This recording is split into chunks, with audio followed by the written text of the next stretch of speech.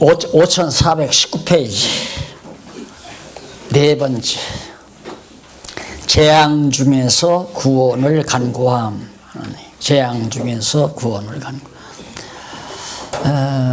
하나님께서 재앙 가운데서 구원해 주시라는 그런 간구 내용이 이제 거기 나오는데, 14장 1절로 6절, 그 재앙도 다 근거가 있다고 그랬죠.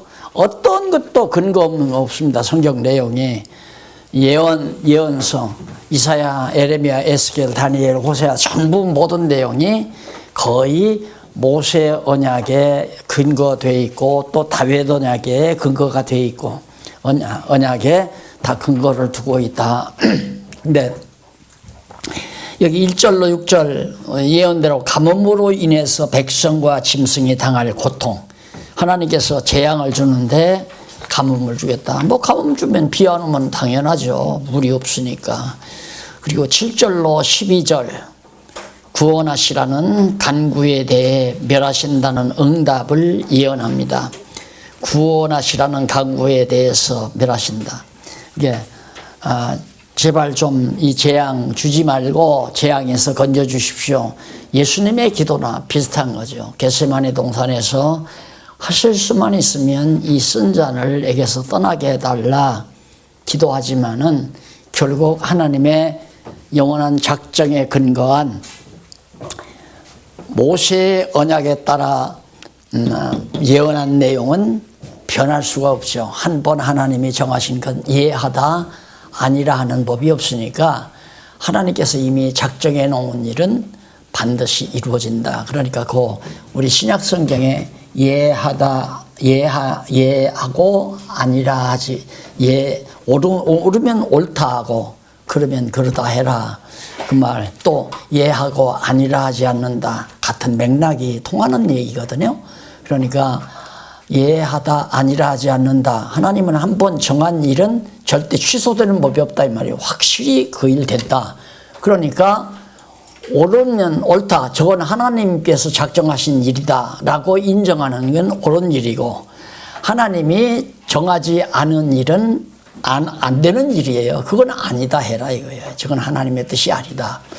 예, 여기도 구원하시라는 것은 예수님처럼 쓴 잔 피하고 싶은 생각이죠. 그런데 간구해도 필요 없어요. 간구해도 멸하신다. 자, 그러면 우리는 기도하면 이루어진다는 말은 가르쳤어요. 기도하면 이루어진다. 그런데 기도해도 안 이루어지는 게 있단 말입니다. 그러면 성경에는 지금 여기 오면 간구했는데 하나님은 그대로 안 들어주시고 멸망시켰어요. 기도해도 안 이루어진다. 이것도 가르쳐야 되죠. 그런데 무조건 기도는 반드시 이루어진다 이래 놓으니까 한 달 기도했는데 안 이루어지니까 아유 더 참고 하라 이거야. 더 오래. 1년에 한 번 작정 기도해봐라. 뭐 천지단을 쌓아봐라. 뭐 이런 식으로 계속해서 밀어붙이니 그 영혼들이 얼마나 피곤하겠습니까? 그러면 어떤 기도는 이루어지고 어떤 기도는 안 이루어지는가를 성경에 기도해도 안 이루어지는 게 있으니까 그건 하나님이 정하신 뜻은 기도대로 이루어지지만, 여기서 기도하니까 이루어지는 게 아니라 기도대로 하나님의 작정과 언약에 근거한 기도는 그대로 이루어지지만, 하나님이 언약하지 아니하고 작정된 일이 아닌 것은 아무리 내 욕심대로 구해도 안 이루어진다. 이렇게 가르쳐야 딱 부러지잖아요. 그러니까 많은 사람들이 기도하면 이루어진다는 것이, 마음이 여린 사람들은 그런가 하고 그냥 따라서 계속해서 기도를 그냥 하지만, 좀 똑 떨어지는 사람들, 영특한 사람들은 웃긴다 이 말이야. 기도한다고 이루어지겠느냐. 그럼 나는 처음에 자꾸 소년 시절에 그 얘기를 해요. 학교 가니까 뭐를 가르치느냐면 집신장사와 남학신장사 얘기, 의순 얘기 있잖아요. 국어 시간에. 그게 딱 나오는 거예요. 얼른 그 기도와 연관이 되는 거예요. 야, 하나님 참 복잡하겠다. 안 그래요? 하나님 참 복잡하겠다.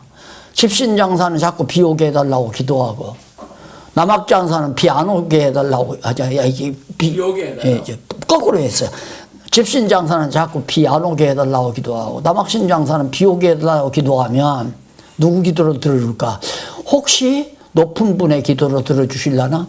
목사님 기도는 들어주지만, 목사님은 기도하니까 다 기도 주는데, 집사가 기도해서는 안 들어주는가 보다. 그렇게 이해를 하는 거죠. 그렇게 이해를. 그래서, 목사님의 기도가 참 더 위대하겠구나. 어린 시절에 초등학교, 주일학교 다니면서 그런 생각을 했다고요. 나중에 커서 보니까 바로 그거예요.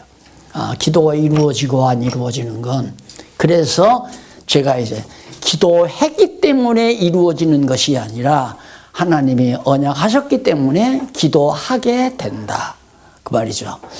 하나님이 언약을 알게 되면 소원이 생기잖아요. 소원이. 그러니까 제가 지금 아시아권 선교에 대한 소원을 늘 가지고 있는 얘기가, 아시아권이 주로 이제 아시아권으로 가지는 이유가, 예수님께서 예루살렘과 유다와 사마리아와 땅끝까지 이르러 복음이 증거된다고 했으니까, 그리고 노아를 통해서 하나님께서 언약하시기를 이제 야벳 자손이 창대하지만은 셈의 자손은 여호와를 찬양한다. 그리고 야벳 자손과 함이 셈의 장막에 거하게 된다. 이 언약의 말씀을 내가 확실히 믿어지니까 이제는 복음이 유럽이나 서구 쪽으로보다도 우리 아시아권, 셈의 자손들이 살고 있는 아시아 쪽으로 복음이 증거된다라는 사실이 그냥 조금도 의심 없이 믿어진단 말입니다. 그러니까 소원이 생기는 거죠. 하나님이 그렇게 하시는데 언제쯤 하시는가? 5년 후에 하실라나 10년 후에 하실라나. 그래서 이걸 지금 이거 지은 지가 한 10년 됐어요. 이거 준공한 지가. 이걸 계획을 해서 이걸 지은 것이 바로 아사약관 성교관으로 이걸 지은 거예요. 근데 허가가 안 나니까 이걸 노인복지관으로 허가 내서 이제 지어놓고, 사실은 이제 위에 거처하는데 거기 뭐 취사실이 다 필요 없어요. 여기 공동 취사를 해야 되니까. 근데 방마다 다 취사실을 넣잖아요. 왜? 아세아권에서 이제 지도자들 공부하러 오면 취사하면서 여기서 일주일이고 한 달이고 공부할 수 있도록 하기 위해서 계획을 해서 이걸 한 거란 말입니다. 그러니까 확실히 믿은 거죠. 그렇게 된다고. 와, 그런데 준공해놨는데, 준공을 딱 했는데, 야, 인도에서 막 10대 명이 오고, 중국에서 한 20여 명이 오고, 막 여기저기서 더 몇 명씩 오고 그래요. 그래서, 진짜 하나님께서 이제 그러시는가 보다 했는데, 하나님께서 잠시 숨을 고르게 하시는 것 같아요. 갑자기 딱 끊어져 버려요. 그리고는 나를 내보내요. 내가 이제 밖으로 활동하도록. 그래서 당분간은 하나님께서 이걸 정말로 소원대로 그런 방법으로 쓰실지, 안 그러면 지금은 우리 이 안 되는 이유가 우리 김희수 장로님 때문에 안 돼요. 저 방송을 하지 말아야 되거든요. 그러니까 답답하니까 올 거 아니에요. 근데 방송에서 가만히 앉아서 편안히 다 공부하는데 뭐를 여기 오겠어요. 그래서 내가 볼 때는 이거 다른 용도로 쓰지 필요 없겠다는 생각을 지금은 가지고 있어요. 이 참 얼마나 좋습니까? 하나님께서 방송 줘가지고 뭐 지금 막 1000시간도 더 있죠. 막 전부 세팅해서 다 들어가 있기 때문에 교재만 있으면 교재 갖고 방송 들으면 그냥 다 강의 다 듣는데 어디서나. 여기 안 나오시는 목사님들도 마음 놓고 안 나오거든요. 왜? 오늘 뭐 바쁘니까 못 나가지만 뭐 방송 들으면 되지. 이러고 지금 총무 목사님도 그래서 안 나와주셨을 거라고. 우리 목사님, 네. 저기 하나님 곁에 가시기 전까지 그냥 봉해놓죠. 방송을. 네. 방송하지 말게. 너무 봉해놓고 이따가 목사님 저가 그다음. 누구 맘대로. 네? 누구 맘대로. 제가 기도해 볼게요. 그래요? 네, 기도해 볼게요. 기도해 봐서 응답 오면 김양로님한테 얘기해. 아직 방송하지 말라고. 자, 필요 없어요. 기도해도 필요 없어요. 선지자가 기도했으면 하나님이 그래 알았다. 내가 너 기도 들어주마 하고 재앙을 주지 말아야 되잖아요. 기근이 안 임해야 되잖아요. 필요 없어요. 하나님이 이미 정하신 일은 천하 없이 천일 기도 아니라 만일 기도로 해도 필요 없어요. 그래서 가장 간단한 기도는 뜻대로 하시옵소서 하고 아멘. 이면 기도 끝나는 거예요. 완벽하게 끝나는 거예요. 기도는 뜻대로 하시옵소서 아멘. 아멘이란 언약대로 이루소서 그 말이거든요. 언약대로라는 말은 작정하신 뜻대로 이루라는 말과 언약대로 이루소서라는 말이 똑같아요. 그러니까 뜻대로 하옵소서라는 말이나 아멘이라는 말은 아주 밀접한 관계가 있기 때문에 뜻대로 하시옵소서, 내 뜻대로 마옵시고, 조금 길게 하려면 내 뜻대로 마옵시고 아버지의 뜻대로 하시옵소서 아멘. 이러면 이제 기도가 조금 길어지지 않아요? 그러면 또 좀 덜 길게 하려면 내 뜻은 그냥 가난하기도 싫고 핍박받는 것도 싫고 재난당도 싫고 고통스럽고 괴로우니까 하나님 아버지여 이것이 절대 내게 안 임하게 해주시옵소서. 또 한 두서너 번 예수님처럼 곱씹어해요. 그러면 길어지죠. 그 다음에 막판에 가서 하오나 내 뜻대로 마옵시고 아버지의 뜻대로 하시옵소서. 그만 한 번만 해도 돼요. 한 번만. 내 욕심은 3번씩 해도 되고 3번 아니라 30번도 거듭할 수 있죠. 그러면 길게 뭐 1시간도 할 수 있고 밤새껏 또 할 수 있죠. 또 하고 또 하고 또 하고.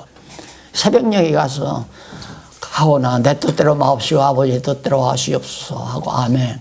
끝나면 완벽한 기도라고 그렇게 저는 그렇게 생각하고 있습니다. 생각한 게 아니라 성경이 그래요. 성도들이 제일 피곤한 게 뭐냐면 기도입니다. 목사님들이 기도하라고 자꾸만 그러니까 사업이 안 돼도 기도해라. 아기가 병나도 기도해라. 그냥 기도하면 다 된다. 다 이루어진다. 그러니까 기도하기가 제일 피곤하죠. 해도 안 이루어지고 안 이루어지면 내 정성이 부족한가 보다 싶고 아마 내 지난번에 11조에서 돈이 모자라서 5천 원 덜 냈더니만 또 하나님이 그거 벌써 아셨구나 하고 뒤에라도 가서 5천 원 봉투에다 넣어서 회개합니다 하고 갖다 내고 성도도 생활이 다 그러잖아요.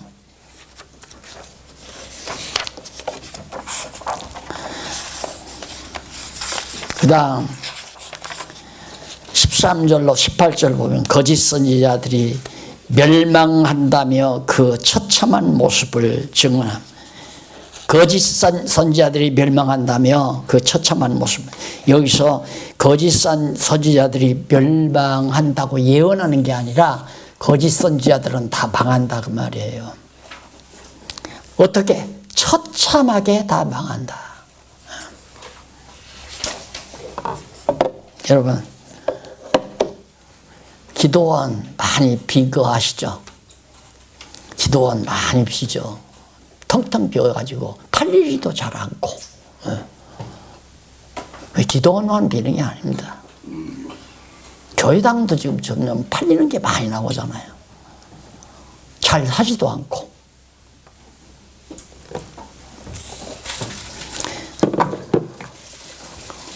누가복음에 그게 나오죠. 빌어먹자니 부끄럽고 또 일하자니 힘이 들고. 누가? 거짓 선지자들이.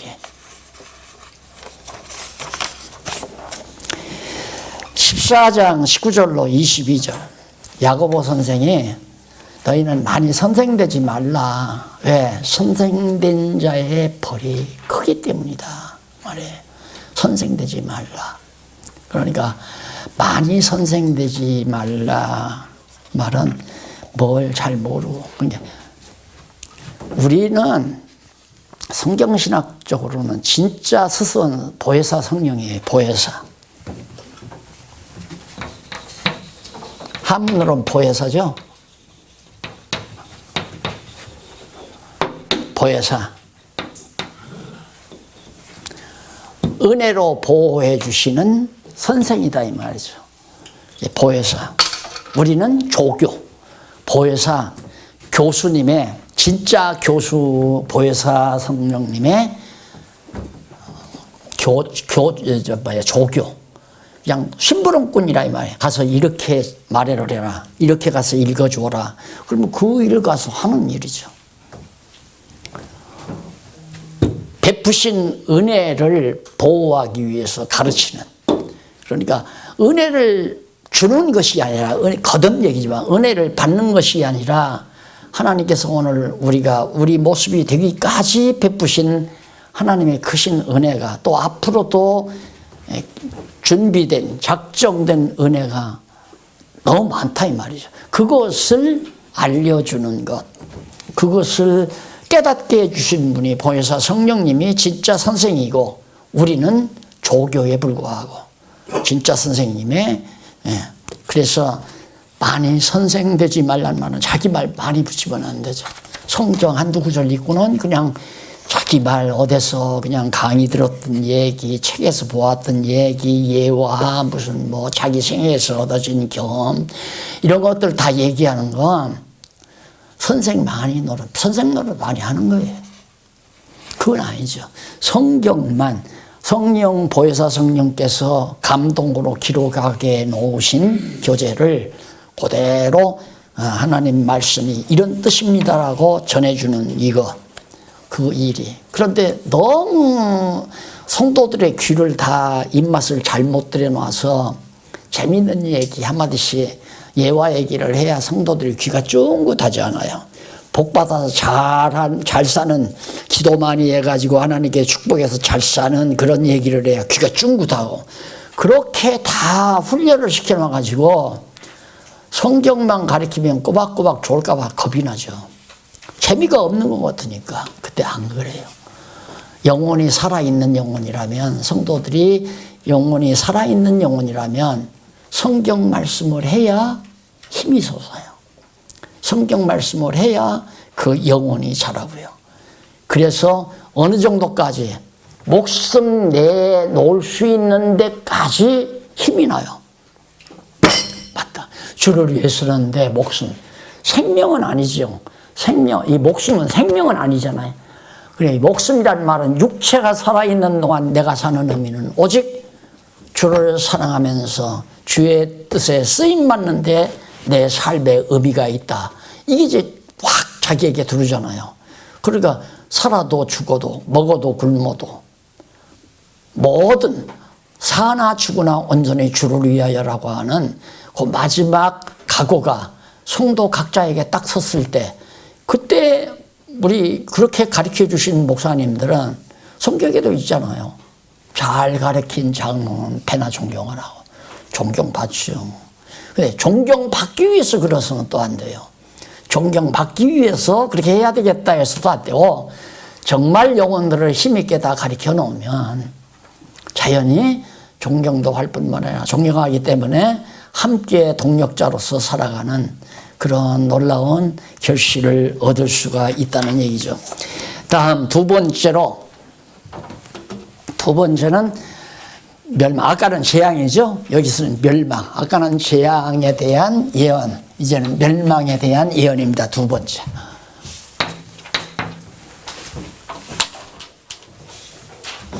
15장에서부터 20장까지인데, 첫째로 밑에 동그라미 안에 멸망에 관한 언약, 멸망에 대한 언약을 예언함. 언약, 그러니까 멸망에 대한 언약을, 요 언약이에요. 거기서 나오는 멸망에 대한 모세 언약을 에레미야가 예언한다, 그 말이거든요. 언약을 그래서 예언한다, 이 말이. 그러니까 이 제목 하나하나가 다 이 줄기를 잡아 끌어들여야 이해하도록 이 주제들이, 명제들이 이렇게 만들어졌거든요. 그런데 이런 명제들을 자기 마음대로 자꾸 뜯어고치면 참 답답하잖아요.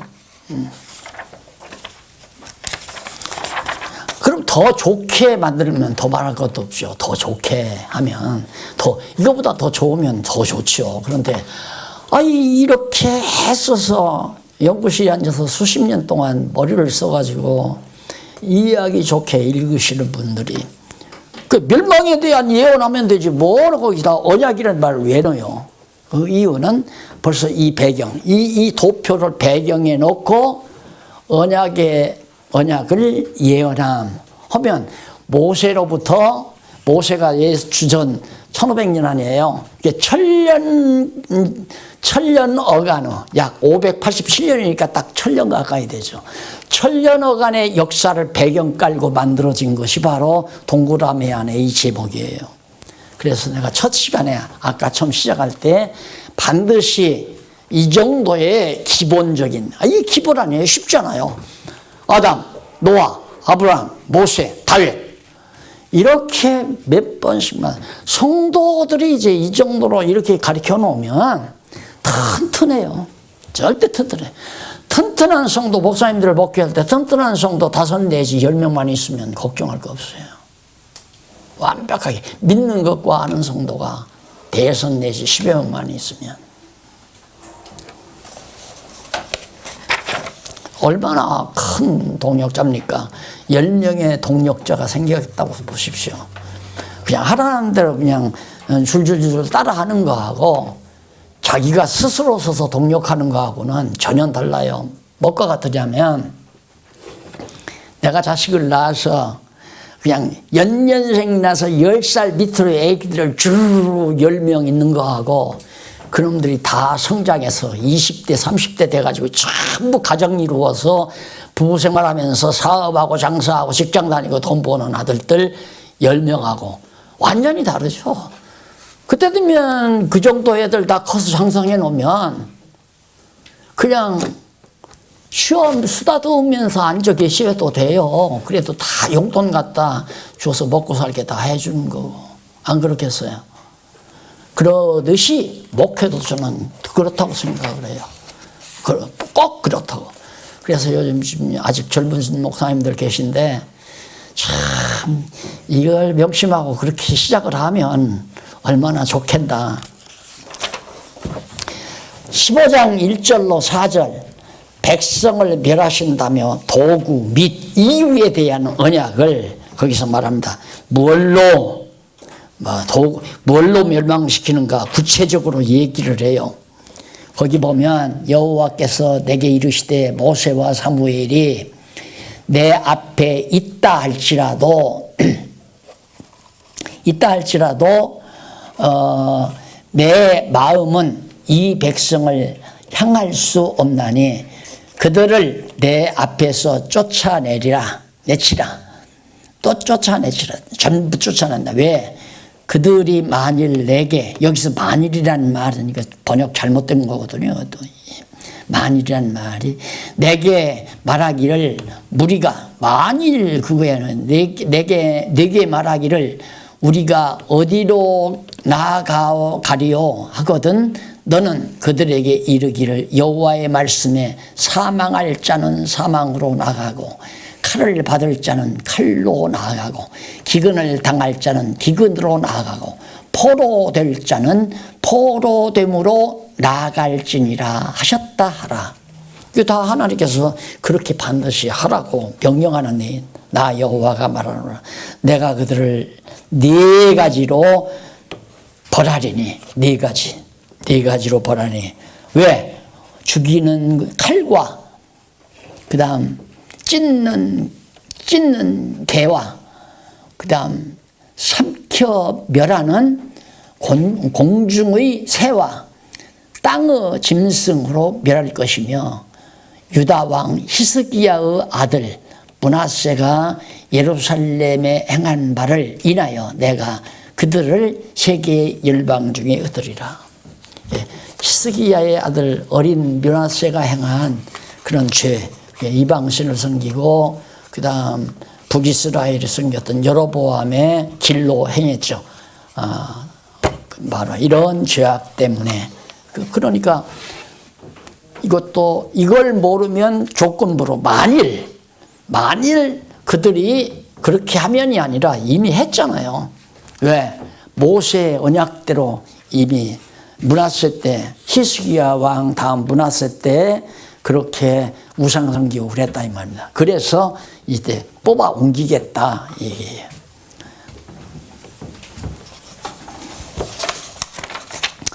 그 다음 15장 5절로 9절에 보면 예루살렘이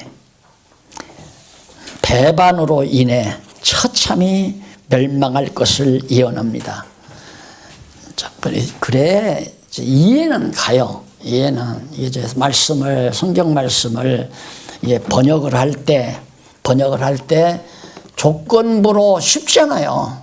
뭐 기본적으로 사람들이 가지고 있는 거니까 이스라엘 백성들이 하나님을 배반했기 때문에 그걸로 인해서 처참히 멸망할 것이다. 그 과정만 그 당시만 살피면 여기 히스기야가 이때니까 히스기야 므낫세 이 이후의 역사만을 딱 살피면은 므낫세가 하나님 앞에 범죄했기 때문에 바벨론으로 끌려가 망했다. 그러면 모세가 언약하는 건 어떻게 되는 거예요? 그러니까 이걸 모르니까 이거에 대해서 관심이 없으니까 여기 말만 하는 거죠. 그리고 모세의 언약은 여기에 작정, 영원한 하나님의 작정섭리에 기초한 건데 이걸 우리들이 보편적으로 쓰는 언어로 표현하기가 힘들잖아요. 그러니까 억지로 그리하면이라고 하는 레만이라는 접속사를 갖다가 그리하면이라고 그렇게 붙여가지고 너희들이 이방신을 섬기고 하나님을 멀리하면 망한다. 이렇게 갖다 다 신명기를 그렇게 번역해 놓다 보니까 그래서 우리 지금 저기 원문 연구하신 학자 목사님께서 이제 그런 부분을 정확하게 문법적으로 정리해서 지금 우리 총서 이거 하나하나 다 점검하시느라고 매일 거의 여기 좀 출근하다시피 그렇게 하시는데 너무 놀라운 부분입니다. 그 부분이 가장 내가 이 성경 강론을 해가면서 가장 오역이 뭐냐면 만일이라고 하는 말. 이 가정법에서 쓰거든요. 만일 또 그리하면 이것도 가정법이라. 아직 하지는 않았지만 그렇게 한다면 이렇게 된다 이거라. 그러면 완전히 인간의 행위 여하에 따라서 하나님은 움직이는 분 아닙니까? 하나님은 뒤치다거리 하시는 분. 인간이 응하고 나면 가서 이걸 치워야 되고 마치 강아지들 기르는 반려견이라는가 뭐라든가 참 하여튼 어떻게 개가 인간의 반려입니까? 안 그래요? 그렇게 짐승 같은 세계이기 때문에 짐승을 자기 인생의 반려자로 받아들이는 거예요. 왜? 결혼해서 살아봤댔자 남편 놈도 그냥 젊었을 때나 그냥 팽팽하고 고왔을 때나 그저 여보 하고 따라다니고 그러더니만 조금 쭈글쭈글하면 내 던져버리고 다른 데로 자꾸 눈 돌리고 뭐 딴짓하고 돌아다니고 그거 믿을 수가 없잖아요. 그러니까 요즘 아주 똑똑한 아가씨들이 시집을 안 가려고 그러잖아. 저 새끼 어떻게 믿고 가느냐고. 그러니까 이제 야 그러면 이거 외로워서 어떻게 사냐. 개라도 데리고 살자. 왜? 개는 배반을 안 한대. 자, 그러면서 산책 나오면 끌고 다니다가 응하고 딱 지나가면 가서 열심히 그거 씹어서 싸가지고 주머니에다 넣느라고 그것도 핸드백 같은 데다 집어넣더라고. 개똥을 갖다가. 하나님이 그런 분입니까? 인간들이 다 저질러 놓으면 가서 그거 추스리고 나이 어린 자녀들이 집구석 다 질러 놓으면 다 나간 다음에 엄마는 그냥 청소나 하고 막 정돈해주고 그러는 것처럼 하나님이 그런 분 아니란 말입니다. 다 만세 전에 모든 만사 만물 작정해 놓으셔서 작정대로 모든 역사를 진행하기 때문에 모세 때 내가 저렇게 작정해 놨다 하고 다 알렸어요. 내가 이렇게 영원전에 작정해서 했기 때문에 너희들이 가나안 땅 들어가서 이렇게 할 때에 그러니까 내가 이렇게 작정해 놓은 것을 이루기 위하여 그렇게 말하면 위하여고 자 또 그렇게 하나님께서 언약을 이루시기 위하여 너희들이 우상을 섬기고 뭐 할 때에 이렇게 때라고 번역을 해야죠. 이건 없는 얘기예요. 의미가 레반이라는 말에. 그때 내가 너희들을 뽑아 옮기겠다. 그 작정을 이루시기 위해서 내가 뽑아 옮기겠다. 그래 성경 전체 모르고 저거 번역이 되겠느냐고요. 안 되죠. 그러니까 문장 번역하려니까 할 수 없이 그리하면이라고, 그래서 만일이라는 말을 앞에다 붙여놓고, 그리고 이 만일이라는 말은 보라, 이 뜻이 있어요. 보라 틀림없이 내가 작정하신 뜻대로 이루기 위해서 너희들이 우상도 섬기고 나도 멀리할 때에 내가 너희를 뽑아 옮기겠다, 이렇게 돼야 되잖아요. 하나님의 주권 확보에서 가장 핵심적인 내용이라고 나는 생각을 해요. 예. 이게 안 되니까 우리 장로교 교리가 하나님의 주권, 절대 주권 해놓고는 그걸 성경적으로 설명을 못하는 거예요. 그러다 보니까 인간 의지도 얘기하고, 또 그러면서 알미니안주의는 잘못됐다고 또 말하면서, 교수가 신학교 다니면서 다 했잖아요. 교수가 알미니안주의자들은 인간과 하나님이 합력해서 이룬다고 하다, 이건 잘못된 거다. 우리 장로교는 하나님의 절대 주권이다, 전적 타락이다, 이러면서 다 얘기를 해요. 전적 타락이다. 그래 놓고는 내용에 들어와서는 자꾸만 전적 타락인데, 네가 어떻게 전적 타락된 것이 어떻게 우리가 어떻게 해요 하기를, 안 그래요? 전적 타락했는데. 이게 말이 안 되는 얘기를 학교에서 강의해 놓고 등록금만 요즘에 몇백만 원씩 받아가 한 학기에. 그 돈 주고 가서 자격증 땄으니까 또 뽑아 먹어야 할 거 아니에요.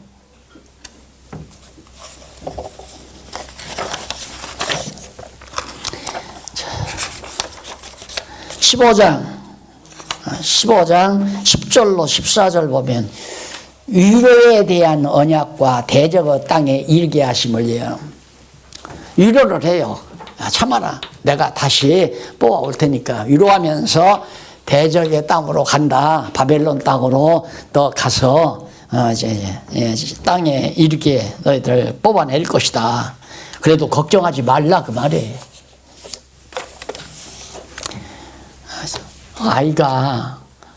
아이가 아버지한테 회초리 한번 맞았다고 들어가서 빠져 죽는 아들 없잖아요. 아이가 아버지한테 회초리를 맞아도 아버지는 이제 나를 이렇게 때렸지만 이 상처를 아버지가 또 매만져 주실 거다, 그걸 알아요. 아니면 엄마가 약 사다가 발라주실 것이다, 이것도 알고. 그러니까 절대 아버지한테 회초리 맞았다고 나가서 죽지를 않고 다시 아버지의 싸매심을 기다리는 것처럼 우리 성도들이 바로 그거란 말입니다. 설령 하나님께서 이렇게 때렸다 하더라도 하나님께서 다시 옮겨다 심을 날을 가질 수 있도록 여기서 소망을 주는 거 아니에요. 너무 걱정하지 말아라. 이미 하나님이 작정하신 뜻대로 그렇게 되니까 작정하신 뜻대로 내가 또 너희들을 뽑아다 옮겨다 놓을 것이다. 가서 70년 동안 하나님 좀 날짜 좀 감해 주시지요. 30년만 하면 안 되겠습니까? 아니면 20년만 살면 안 되겠습니까? 필요 없어요. 때가 차야 돼요. 이스라엘 백성 보세요. 400년까지 살아야 될 이유가 없잖아요. 애굽에 가서. 그래도 아브라함에게 400년 종살이 하리라 400년 채우잖아요. 때는 누가 정하냐? 하나님께서 정하는 거예요. 그 때도 변경을 못해요. 절대. 그러니까 하나님의 정하신 때로 이루어진다.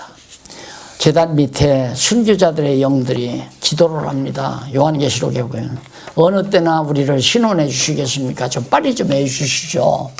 그 말이죠. 정말 억울하게 우리는 죽었습니다. 우리를 죽인 저 악당들이 얼마나 세상에서 부와 영화를 누리고 살았습니까? 우리를 좀 신원해 주세요. 그러니까 조금 더 기다려라. 아직 때가 안 됐다. 숫자가 차야 한다. 내가 정해놓은 숫자가 차야 하니까 14만 4천 수가 꽉 차면 내가 너희들 원수 갚아준다. 하나님이 정한 때를 누가 바꿔요? 때를 못 바꾼다는 말은 역사를 바꿀 수 없다는 거거든요. 그런데 오늘 그 건물 하나 지어놓고 우리 웅지를 품고 새 역사의 주역이 되자. 야, 슬로건 멋있죠? 응? 건물 한 채 지어놓고 대학이라는 간판 하나 걸어놓고 슬로건이에요. 우리는 웅지를 품고 새 역사의 주역이 되자. 지가 뭔데 새 역사를 써요? 16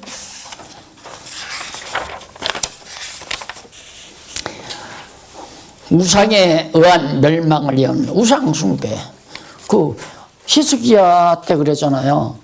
히스기야는 이제 정말 하나님 잘 섬기고 했는데 죽인다니까 하나님께서 15년 연장시켜서 이제 므낫세 낳게 했는데 므낫세가 이제 우상 섬기고 뭐 이제 여로보암의 길로 행하고 그 끝을 했단 말입니다.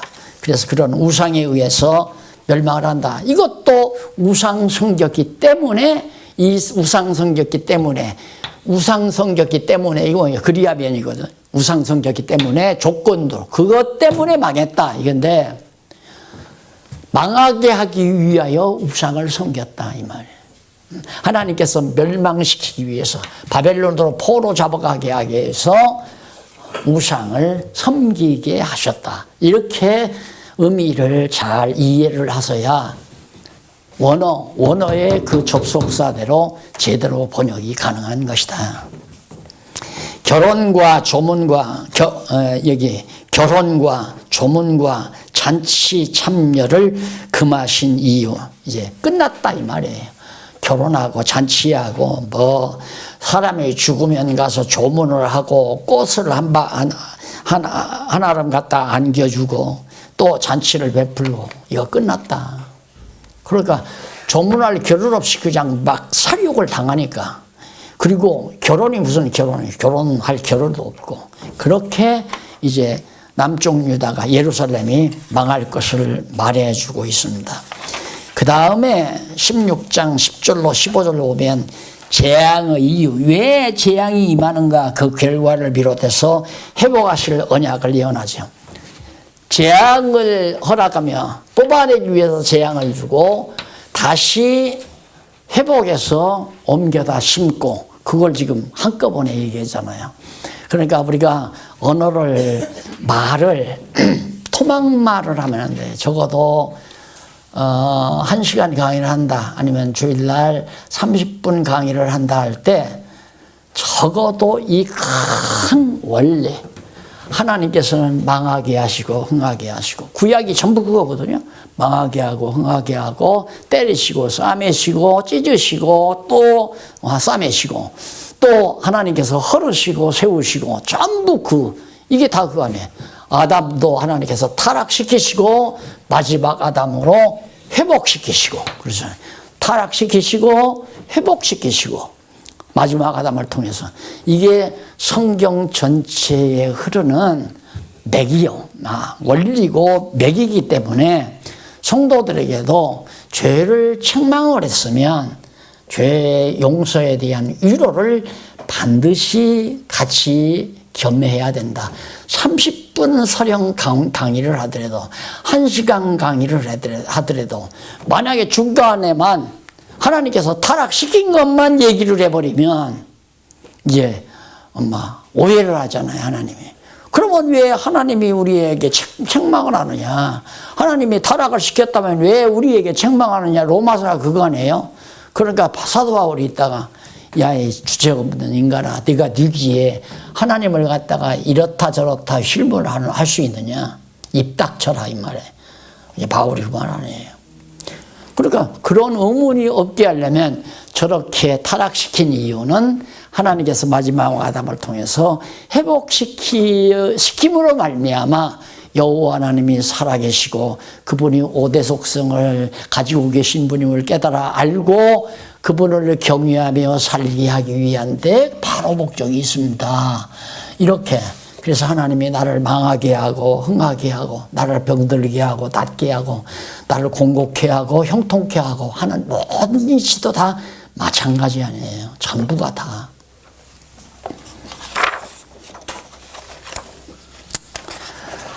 자, 그 다음 멸망에 의한 결과를 예언하는 내용이 17장 내어요. 자, 너희들 멸망하면 결국은 바벨론에 가서 이제 포로 생활을 한다는 얘기죠. 1절로 4절 우상을 섬긴 죄로 인해 그러니까 우상을 섬겼기 때문에가 아니라 우상을 섬긴 죄로 인해서 대적을 섬기게 하신다고. 그러니까 이것도 섬겼기 때문에 그 말은 조건이에요. 백성들이 우상을 섬겼기 때문에 우상을 이방에 가서 대적들을 섬기게 하셨다. 그건 조건문 아니에요.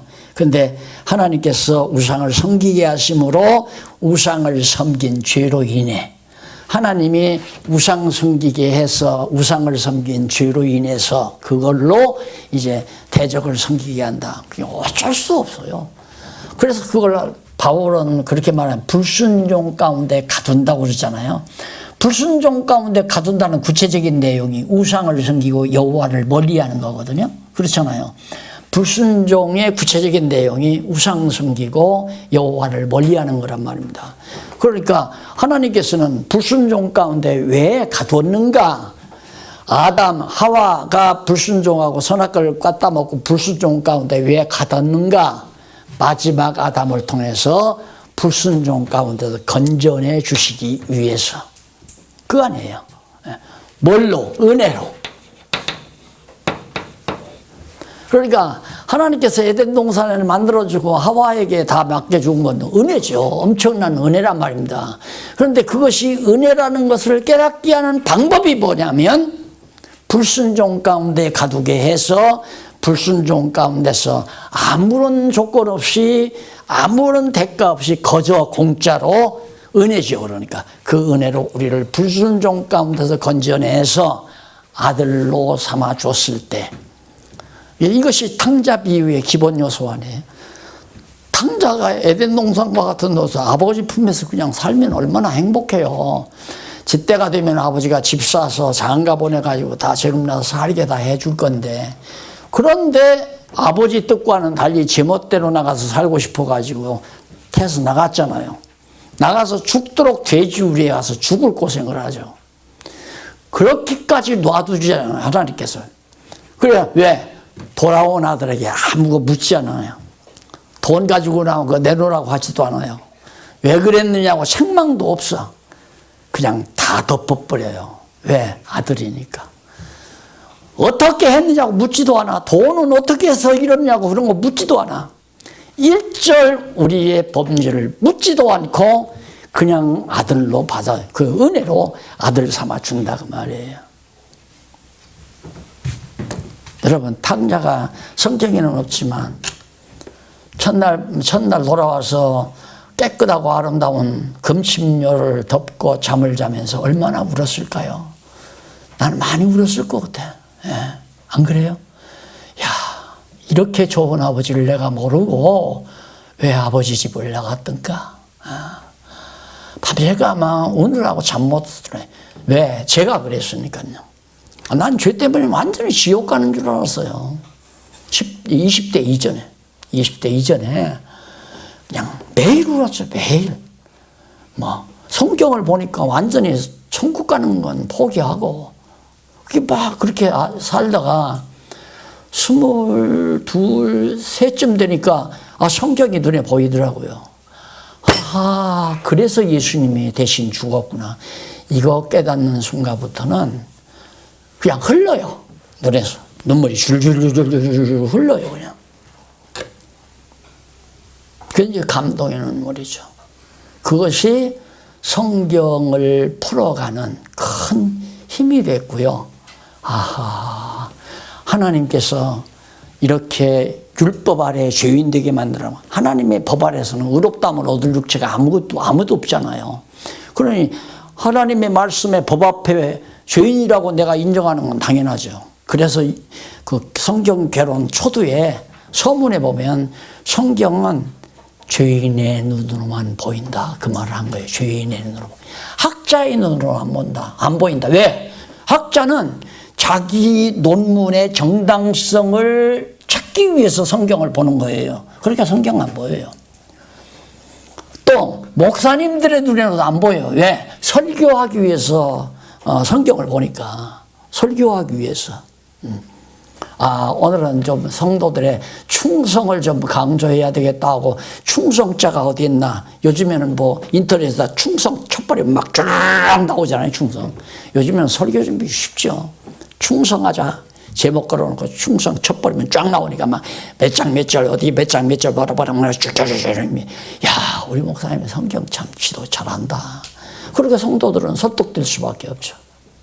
그러기 위해서 성경을 보니까 이게 보이죠? 안 보이죠.